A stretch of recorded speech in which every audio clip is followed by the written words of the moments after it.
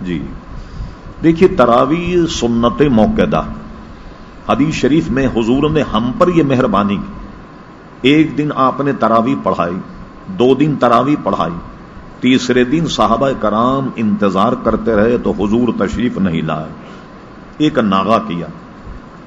چوتھے دن جب حضور تشریف لائے تو صحابہ نے پوچھا، یا رسول اللہ صلی اللہ علیہ وسلم، آپ نے اسے ترک فرما دیا؟ یہ امت پر مہربانی۔ انہیں فرمایا، میں نے اس کو متواتر اس لیے نہیں پڑھایا، بالاستیعاب اس لیے نہیں پڑھایا، پابندی سے، کہیں ایسا نہ ہو کہ میرے مسلسل پڑھانے پر کہیں تم پر یہ فرض کر دیے جائے۔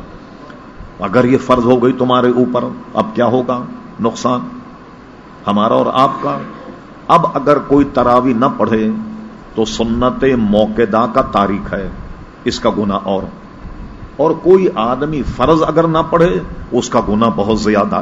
حضور علیہ السلام نے ہمیں گناہوں سے بچانے کے لیے اس کو فرض کی طرح پابندی سے نہیں پڑھایا، بلکہ پڑھایا اور کچھ چھوڑ دیا، اور یہ فرمایا کہ کہیں میری امت پر یہ فرض نہ کر دیا جائے۔ اب تراویح کیا ہے؟ سنت موقدہ۔ شاہ عبدالحق محدث دہلوی رحمت اللہ تعالی علیہ، بر صغیر کے عظیم حنفی محدث، اور دیگر علماء فرماتے ہیں یہ تراویح 20 رکعت مرد پر بھی سنت موقدہ ہے اور خواتین پر بھی سنت موقدہ۔ بلکہ شاہ عبدالحق محدث دہلوی نے یہ لکھا کہ اسلامی ریاست ہو، امیر المومنین ہو یا بادشاہ اسلام ہو، اور اگر بادشاہ اسلام کو یہ معلوم ہو کہ کسی قصبے نے، کسی شہر نے تراویح ترک کر دی تو بادشاہ اسلام اس سے مقاتلہ کرے گا، یہ تک فرمایا۔ تو تراویح کا پڑھنا بھی بہت ضروری۔ ایک دو اس میں جو خرابیاں پیدا ہو گئی میں آپ کو بتا دوں، بنیادی طور پر اس میں کوئی حرج نہیں، کہیں 5 روزہ تراویح، کہیں 10 روزہ ہو رہی، چلیے ٹھیک۔ ایسا بھی ہے جیسے حضرات کچھ عمرے پہ جانا چاہتے ہیں، چلیے 10 دن میں پورا قرآن مجید سن لیں، کہ ایک قرآن مجید کا سننا جو ہے وہ بھی سنت موقدہ، اور پھر اس کے بعد جہاں جائیں، کاروباری حضرات ہیں، کبھی لاہور، کبھی پشاور ہیں، کبھی کہیں، وہ کہیں بھی تراویح پڑھ لیں، ایک قرآن مجید انہوں نے گویا سن دیا۔ اب کہیں بھی تراویح پڑھیں تو اس میں کوئی گویا حرج نہیں۔ تو ایک قرآن کا تراویح میں سننا جو ہے وہ سنت موقدہ۔ خواتین اپنے گھر میں تراویح پڑھیں۔ بعض جگہ خواتین کو یہ شوق ہوا کہ جی ہم بھی تراویح پڑھیں گے، جماعتیں بھی شروع ہو گئیں کئی جگہ کراچی میں خواتین۔ ایک تو یہ کہ خواتین کی امامت ہی مکروہ تحریمی ہے، ایک بات۔ یہ انگریزوں نے کچھ سال پہلے امریکہ میں نیو یارک میں یہ شوشہ چھوڑا۔ جب آپ وہاں پہنچے، اخبارات دیکھے، تو انہوں نے کیا کیا، ایک خاتون نے جمعہ پڑھایا، ایک خاتون نے اذان کہی، بلکہ خواتین تو تھیں اس جمعے میں۔ سب سے بڑی حیرت انگیز بات یہ ہے کہ مرد بھی شامل ہو گئے، جمعے کی نماز میں مرد بھی شامل ہو گئے۔ اب شرعی مسئلہ کیا ہے؟ خواتین کے صف اگر سامنے ہو، مرد اگر پیچھے ہو، تو خواتین کے صف کے پیچھے 10,000 بھی اگر صفیں ہوں گی تو سب کی نماز فاسد، 10,000 صفیں بھی ہوں گی تو سب کی نماز فاسد۔ یہ بات اب حرم شریف وغیرہ میں دیکھیے، کوئی اس کا وہ نہیں، خواتین کھڑی، ان کے پیچھے مردوں کی نماز جماعت جو ہے وہ بھی کھڑی ہوتی، وہ بھی ایک سازش۔